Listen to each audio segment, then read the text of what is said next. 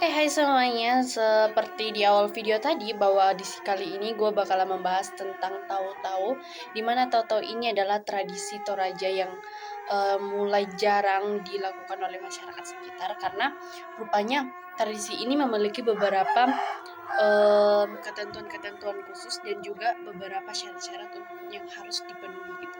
Nah, jadi di sini aku akan membahas dari awal sampai akhir tentang tahu-tahu.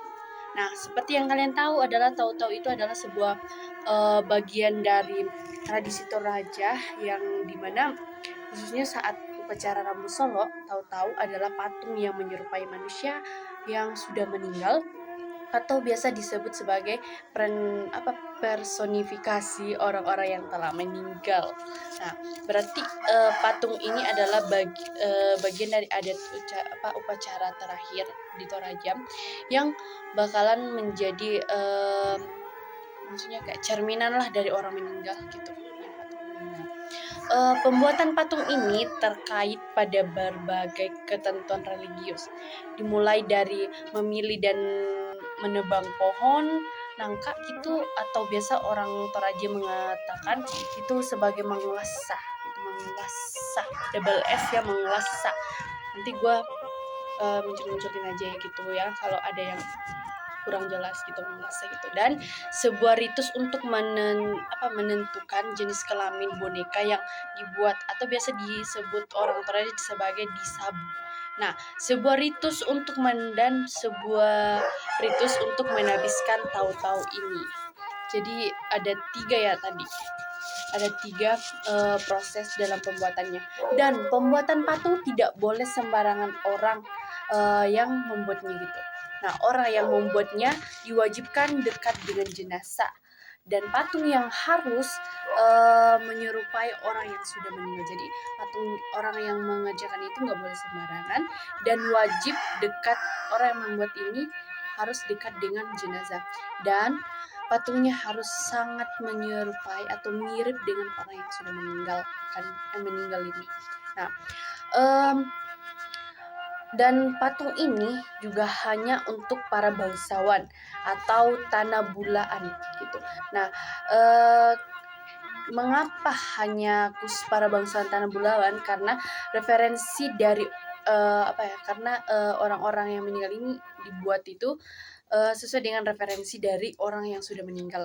Nah, karena itu harus disembah dan menurut dengan status mereka masing-masing. Dan juga melalui patung ini interaksi dianggap tetap berlangsung karena tahu-tahu dianggap menampakkan persekutuan yang langgeng antara orang yang hidup dan yang mati. Jadi bukan cuman patungnya ini dibuat oleh sembarangan, melainkan ada maksud dan tujuan tertentu dibuatnya gitu. Nah, kita masuk ke dalam pembuatan patung ini, dan pembuatan patung ini agak rumit dan panjang sepanjang dan serumit kehidupanku dan kehidupan kalian semua. Nah, lanjut saja ya. Bahan pembuatan mulai dari badan, rambut, dan mata itu semuanya berbeda. Nah, dari badannya ini terbuat dari batang kayu, dan batang kayu itu ada berbagai macam. Nanti kita bahas, tapi di sini untuk bahannya itu yang terutama adalah bahan dari batang kayu nangka. Nah, untuk bagian rambutnya itu terbuat dari serat daun nanas, dan bagian matanya itu terbuat dari tulang dan tanduk kerbau. Nah, di sini ada 3 ketentuan gitu, dan rupanya 3 ini berbeda gitu. Maksudnya bagian badannya itu ada terkhusus. Nah, untuk bangsawan tingkat tinggi itu terbuat dari batang pohon nangka, dikarenakan kualitas dan batangnya ini tahan lama gitu. Jadi itulah alasannya mengapa batang pohon nangka ini hanya untuk para bangsawan tingkat atas. Yang kedua adalah untuk para bangsawan menengah. Nah, pada bangsawan menengah ini hanya boleh menggunakan batang pohon randun atau kapas gitu, pohon kapu gitu ya, kapu nanti lah, yang penting gue bakal munculin di layar gue. Dan yang terakhir itu untuk para bangsawan yang paling bawah gitu, terbuat dari bambu. Baiklah, kita lanjut kepada proses pembuatannya. Nah, proses pembuatannya ini sangatlah panjang dan rumit. Nah, mulai dari pemahatan khusus. Pemahatnya khusus ini biasa dipanggil sebagai topande. Nah, eh, setelah prosesnya itu dimulai dari penebangan dan pemahatan. Namun sebelum dipahat, topande meminta keluarganya atau kerabatnya untuk menceritakan tentang kepribadian atau apa saja yang dilakukan almarhum ini selama dia masih hidup.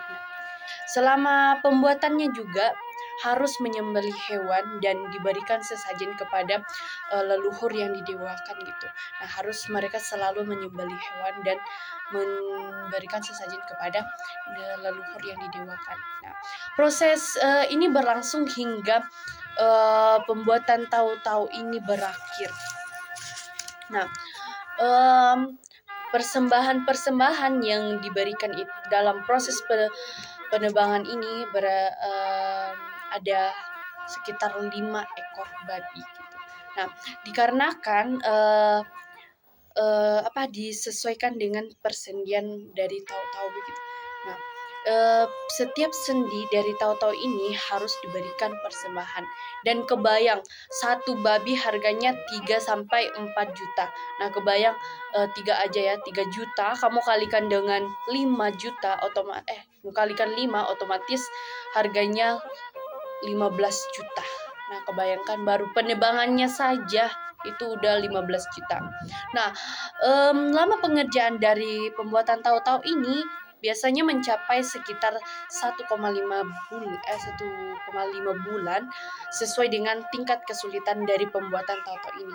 Dan terkadang ditambah 2 bulan jika dipahat lengkap dengan pakaiannya. Nah, patung tahu-tahu ini dipahat harus semirip mungkin dengan wajah asli dari orang yang meninggal ini. Wah, berarti harus mirip, kalau bisa sangat mirip gitu. Nah, lanjut lagi, rupanya di Toraja, dan karena Toraja masih berbestian atau berkerabatan gitu dekat dengan orang Mamasa. Nah, di Mamasa ini mereka itu membuat patung tahu-tahu itu sebagai sebuah kode gitu. Nah, biasa mereka itu bikinnya itu terukir di depan di depan pintu mereka, di pintu rumah mereka masuk gitu. Itu biasa sepasang antara pria dan wanita.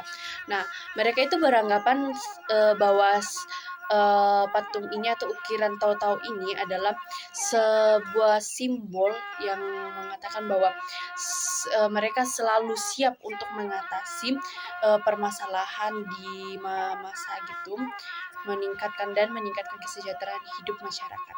Nah, juga simbol sebagai penolak bala berupa roh-roh jahat yang mengganggu ketenangan pemilik rumah tersebut. Nah, kedua itu adalah ritual kematian, seperti yang gue bahas tadi, bahwa ritual kematian di Toraja itu biasa dipenuhi oleh dengan banyak sekali ya, bermacam ritual gitu. Dan rupanya di Toraja itu memiliki dua jenis bangsawan, yaitu bangsawan Tanah Bulawan dan bangsawan Tanah Besi. Nah, penempatan tahu-tahu harus melalui ritual tertentu terlebih dahulu yang disebut rapasan. Nah, harus juga ada kayak ritual-ritualnya. Dan tahu-tahu penempatan tahu-tahu harus melalui ritual tertentu terlebih dahulu yang disebut masyarakat Toraja biasa menyebutnya dengan rapasan. Nah, tahu-tahu dibawa beriringan dengan duba-duba. Nah, gue nggak tahu duba-duba, mungkin yang kayak yang di pasan-pasannya, kalau biasa orang kayak pasan-pasan kalau di Toraja, hingga ritual alu rantai yang akan dimulai gitu. Nah, rupanya ritualnya sungguh banyak, dan dalam setelah itu rupanya masih ada juga, atau mungkin itu alu rantai sama alu todolo ya, mungkin agak samaan tapi gue belum tahu. Ini gue cuma baca dari sebuah orang gitu. Lanjut saja, dalam alu todolo tahu-tahu akan diganti bajunya gitu, diganti bajunya dan dibersihkan pakaiannya ketika dilaksanakannya atau diadakannya ritual mak nenek. Nah, rupanya selain dijadikan sebagai simbol-simbol di acara orang mati, ini juga diikuti, maksudnya pada saat dilakukan pembersihan dan juga berperan penting dalam kegiatan mak nenek gitu. Asalkan kalian tahu, di orang yang membuat ini atau patung ini memiliki beberapa syarat. Antara lainnya adalah harus seizin keluarga. Yang kedua, keluarga harus sanggup menyembeli 24 ekor ke atas. Maksudnya ekor 24 ekor sapi maksudnya. Sapi lagi, kerbau. 24 ekor kerbau ke atas gitu. Intinya kalau 24 ke bawah gitu, kerbaunya itu belum boleh membuat patung atau tahu-tahu ini.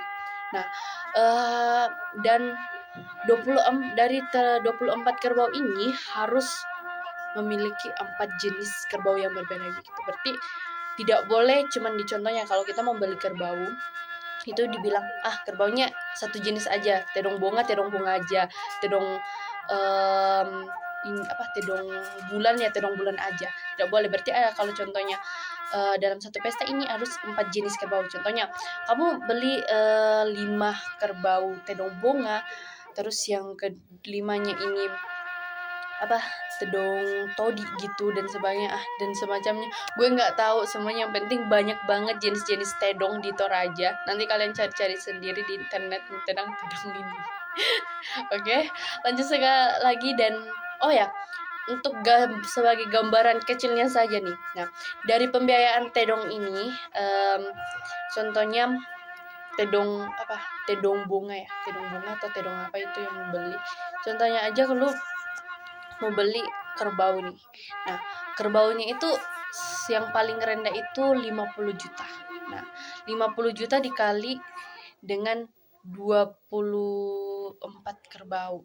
Itu 50 dikali 24 kerbau sekitar 1 miliar 200 juta yang harus kalian keluarkan untuk kerbau ini. Karena harga kerbau ini mulai dari 5 juta sampai 1 miliar begitu. Ya, maksimal itu itulah 1 miliar. Dari 50 juta ke 1 miliar gitu. Jadi di situ nanti kalian cari-cari aja referensi tentang harga-harga kerbau tergantung dari kerbaunya gitu dan kualitas kerbaunya. Nah, yang terakhir itu persyaratannya adalah tentang biaya tahu-tahu. Mereka harus membayar harga tahu-tahu ini yang tidak juga murah, yang sekitar 25 juta dan bahkan ada juga yang ratusan juta ke atas sesuai dengan kedetailan dan ukurannya gitu. Nah, itulah tadi tentang pembahasan tahu-tahu dari saya. Mudah-mudahan ada yang kalian pahami. Sekian dari saya. Terima kasih.